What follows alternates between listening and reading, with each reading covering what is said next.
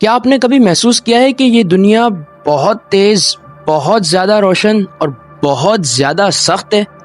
गोया हर तनकीद गहराई तक चली जाती है और हर समाजी ताल्लुक आपको सूखा छोड़ देता है। तुम अकेले नहीं हो। मुसन्निफ शैनन एल एल्डर का कहना है कि sensitive people suffer more but they love more and dream more. यानी हसास लोग ज़्यादा तकलीफ उठाते हैं लेकिन वो ज़्यादा मोहब्बत करते हैं और ज़्यादा ख्वाब देखते हैं। इस वीडियो में मैं सेंसिटिव होने के डार्क साइड्स को तलाश करने जा रहा हूँ और वो तमाम चैलेंजेस जो एक सेंसिटिव इंसान फेस करता है, उन तमाम चैलेंजेस को ताकत में कैसे बदलना है।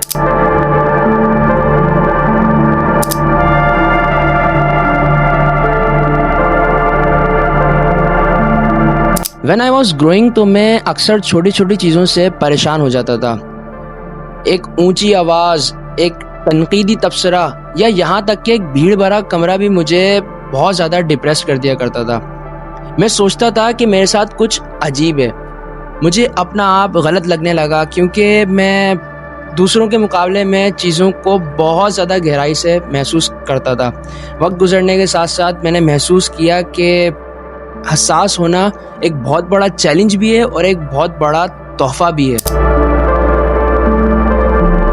पहले चैलेंजेस की बात करते हैं कि हसास लोगों को कौन से चैलेंजेस का सामना करना पड़ता है। हसास लोग जज्बात को बहुत ज़्यादा शिद्दत और गहराई से महसूस करते हैं। यार, दुनिया में मौजूद हर इंसान इमोशनल होता है। हर इंसान में इमोशनल फीलिंग्स होती हैं, बट इमोशनल होने और सेंसिटिव होने में ज़मीन आसमान का फ़र्क है। ऐसा नहीं है कि कोई शख्स जुल्म को देखकर बहुत ज़्यादा खुश होता हो या कोई इंसिडेंट या हादसे को देखकर उसको बहुत ज़्यादा खुशी मिलती हो या इनर पीस मिलता हो। दो तरह के सेंसिटिव लोग होते हैं। एक वो जो नॉर्मली हर इंसान इमोशनल होता है और दूसरा वो जो हर चीज़ को बहुत ज़्यादा डीपली सोचता हो। उसकी तबीयत, उसका मिजाज तमाम रिवायती चीज़ों के बिल्कुल अपोजिट हो, यानी उसके जज्बात उस पर गालिब आ चुके हैं, जिसकी वजह से उसको हायर लेवल ऑफ स्ट्रेस का सामना करना पड़ता है। और इन तमाम नेगेटिव इमोशंस से निपटने के लिए वो अंदर ही अंदर बहुत ज़्यादा स्ट्रगल करता है। सेंसिटिव लोगों की कैटेगरी बहुत ज़्यादा ओवर थिंकर होती है। ये हर चीज़ को बहुत ज़्यादा सोचते हैं। कभी कभी तो ऐसा मालूम होता है कि जैसे जिस मसले पर ये सोच रहे हैं वो मसला ही इनका है।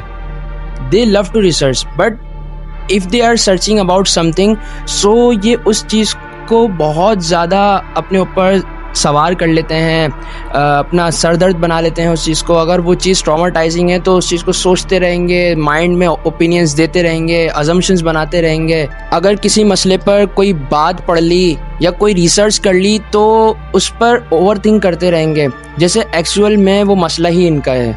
इसके नतीजे में हसास लोगों को अक्सर बेचैनी, परेशानी, गलत इंतखाब करने या गलत फैसला किए जाने के खौफ से डिसीजन मेकिंग में बहुत ज़्यादा दुश्वारी का सामना करना पड़ता है।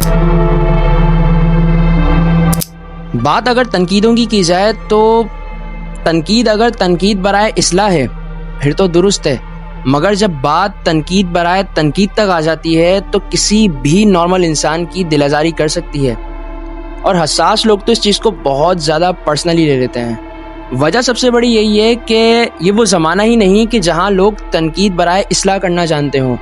अवाम की एक कसीर तादाद फ़ौरन तनकीद बराए तनकीद करने, अगले को कमतर समझने, नीचा दिखाने और टीज़ करने तक आ जाती है। और हसास लोग इस चीज़ को बहुत ज़्यादा सीरियस ले सकते हैं, जिसकी वजह से उनकी अपनी सेल्फ इस्टीम यानी खुद एतमादी बहुत ज़्यादा मुतासिर हो जाती है। This point is really a traumatizing point of a sensitive person. Do you know about social anxiety? I think most of the people don't know about this term. Sensitive people are not good in making a lot of friends. They are not in favor of making big gatherings. They just want one or two sincere friends who motivate each other, who understand each other and stay together in every good or bad moments of life. इस social anxiety की वजह से sensitive लोग खुद को बहुत ज़्यादा अकेला कर लेते हैं। वो खुद को इतना आइसोलेट कर लेते हैं कि दे वांट रूम के बाहर की दुनिया से हमारा किसी भी तरह राब्ता ख़त्म हो जाए। हसास अफराद अपने आसपास के माहौल से भी बहुत ज़्यादा मुतासिर हो जाते हैं और ऐसे माहौल में सरवाइव करना उनके लिए बड़ा चैलेंज साबित होता है। मसलन ऊंची आवाज़ें, शोर शराबा, ट्रैफिक का शोर, आलूदगी, एक हुजूम, ये सब चीज़ें उनको बहुत ज़्यादा डिप्रेस बना देती हैं। They want a peaceful and green life. ये बढ़ती हुई आलूदगी माहौल में डिस्कम्फर्ट और स्ट्रेस का सबब बनती है।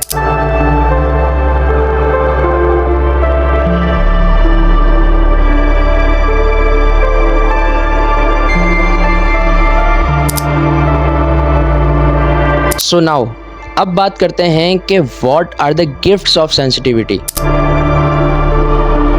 सेंसिटिव लोग बहुत ज़्यादा हमदर्द होते हैं और ये हसासियत अक्सर दूसरों के जज्बात को समझने और उन्हें सुनने की सलाहियत के साथ आती है। You know what, sensitive person is a good listener.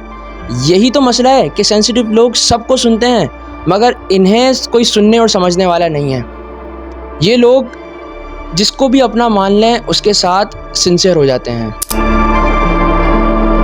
हसास लोगों की अंदरूनी ज़िंदगी भरपूर होती है और वो खूबसूरती और आर्ट से बहुत ज़्यादा लगाव रखते हैं। अव्वल तो हसास लोग ख़ुद को हर किसी के साथ कनेक्ट नहीं कर पाते और अगर ये किसी को अपना मान कर उसके साथ कनेक्ट हो जाएं तो ये लोग एहसासात की इतनी डेप्थ में चले जाते हैं कि जो किसी भी ताल्लुक़ को मजबूत बनाने में कारामद साबित हो सकती है। हसासियत एक पेचीदा खुसूसियत है जो चैलेंजेस और गिफ्ट्स दोनों को पेश करती है। अगरचे ये समाजी मुश्किलात और जज्बाती मुश्किलात का बाइस बनती है मगर दूसरी ही तरफ ये हमदर्दी, तख्लीकी सलाहियतों और बसीरत में भी ताकत फराहम करती है। हसासियत के इन दोनों पहलुओं को समझने से और इनको कबूल करने से लोगों को अपने मुनफरिद तजुर्बात को मौसर तरीके से सरअंजाम देने में मदद मिल सकती है, अपने चैलेंजेस को संभालते हुए और अपनी ताकत का मुजाहरा करते हुए।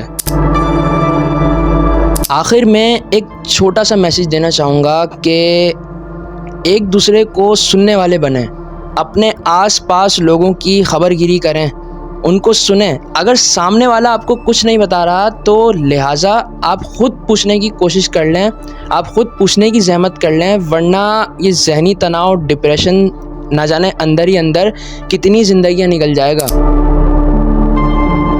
One more thing, if you have a sensitive story of yours, so I would really love to hear your experiences with sensitivity.